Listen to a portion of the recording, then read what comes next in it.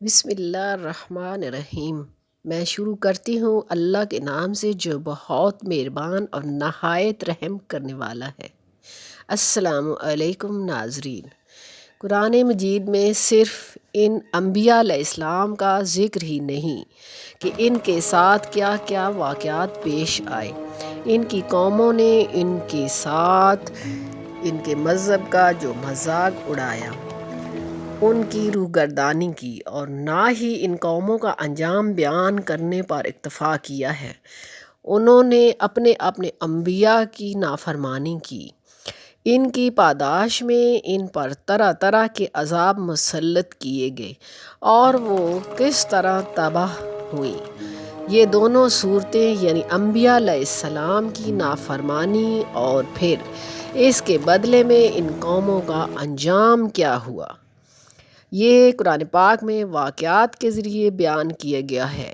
اب ان کا انعامات کا ذکر بھی ہے جن سے اللہ تعالیٰ نے انبیاء علیہ السلام کو نوازا ہے۔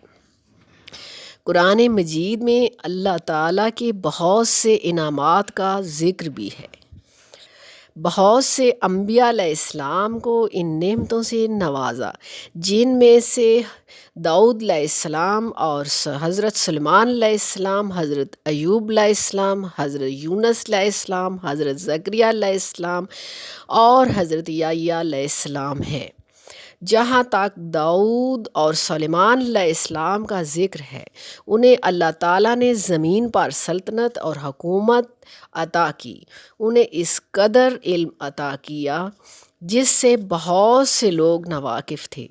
بہت سی طاقتور اور دوئے ہیکل چیزیں ان کے تابع کر دی، جیسا کہ اللہ تعالیٰ نے ان کا تذکرہ قرآن مجید میں بھی کیا ہے۔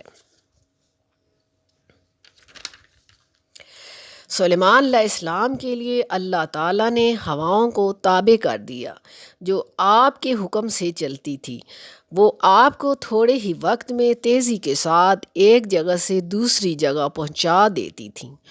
اس کے علاوہ اللہ تعالیٰ نے جنوں اور سرکش شیطانوں کو بھی آپ کے تابع کر رکھا تھا۔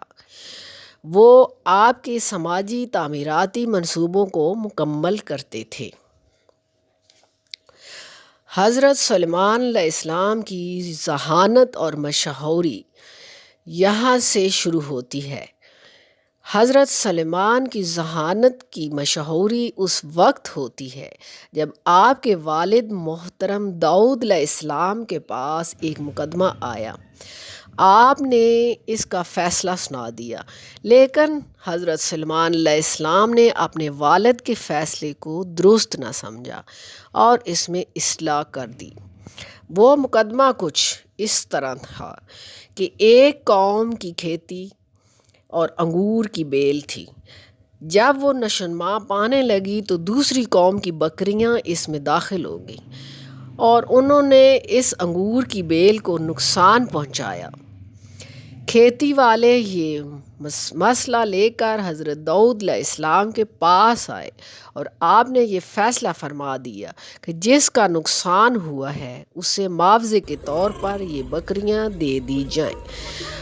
حضرت سلیمان علیہ السلام نے اس فیصلے کی مخالفت کی اور فرمایا کہ اے اللہ کی نبی، یہ فیصلہ درست نہیں۔ حضرت داؤد علیہ السلام نے یہ فرمایا کہ آپ یہ کھیتی یا انگور کی بیل بکریوں والے کو دے دیں اور وہ اس کی دیکھ بھال کرے، اس کی پرورش کرے یہاں تک کہ وہ اپنی پہلی حالت میں آ جائے۔ بکریاں اسے دے دیں، جس کا نقصان ہوا ہے وہ اس سے فائدہ حاصل کرے، اور جب کھیتی درست ہو جائے، اپنی اصلی حالت میں آ جائے تو کھیتی والوں کو کھیتی دے دی جائے اور بکریوں کے مالک کو بکریاں واپس کر دی جائے۔ اس فیصلے کو اللہ تعالیٰ نے بہت پسند فرمایا۔ قرآن حکیم نے ایک بہت ہی حکمت والا قصہ بیان کیا ہے جس سے حضرت سلیمان علیہ السلام کی حکومت واضح ہوتی ہے کہ آپ کس طرح حاضر دماغی اور روشن خیالی سے امور سلطنت سر انجام دیتے تھے۔ اس واقعے سے یہ بھی معلوم ہوتا ہے کہ اللہ تعالیٰ نے کس طرح دنیا آخرت کی بھلائیاں آپ کے مقدر میں جمع کر رکھی تھی۔ اللہ تعالیٰ نے آپ کو دنیا کی بادشاہیت کے ساتھ ساتھ نبوت کا تاج بھی عطا فرمایا۔ آپ نے امور سلطنت نپٹانے کے ساتھ ساتھ دین رسالت کو بھی پہنچانے میں ذرا کوتاہی نہیں کی۔ ان دونوں ذمہ داریوں کو بہت احسن طریقے سے نبھایا۔ آپ پرندوں اور حیوانوں کی زبان جانتے اور پہچانتے تھے۔ آپ کے لشکر میں جنوں اور انسانوں کے علاوہ پرندے بھی شامل تھے۔ ان مختلف قسم پر مشتمل لشکر کو آپ نے اس انداز سے کنٹرول کیا کہ وہ ایک مکمل نظام سے منسلک نظر آتے تھے۔ اسی میں ایک چیونٹی کا واقعہ ہے۔ وہ یوں کچھ ہے کہ آپ چیونٹیوں کی وادی سے گزر رہے تھے۔ ایک چیونٹی کو خطرہ محسوس ہوا کہ حضرت سلیمان علیہ السلام کی فوج کے گھوڑے اپنے پاؤں سے اسے اور اس کے قبیلے کو ختم نہ کر دیں اور ہماری اس ہلاکت کو حضرت سلیمان علیہ السلام اور ان کی فوجوں کو علم نہ ہو۔ اس خطرے کے پیش نظر اس چیونٹی نے اپنے قبیلے اور خاندان کو بلوں میں جانے کے لیے کہا۔ سلیمان علیہ السلام اس کی یہ بات سمجھ گئے۔ چیونٹی کی اس بات سے آپ ناراض نہیں ہوئے اور نہ ہی غصہ کیا۔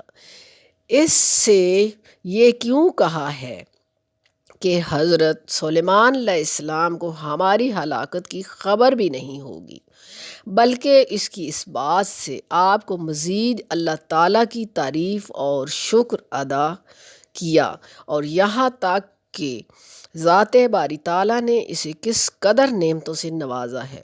آپ نے شکر کے ساتھ ساتھ نیک اعمال کرنے اور اللہ کے نیک بندوں کے راستے پر چلنے کی دعا بھی کی۔ ناظرین، اسی کے ساتھ میں اجازت چاہتی ہوں۔ اگلی ویڈیو تک اللہ حافظ۔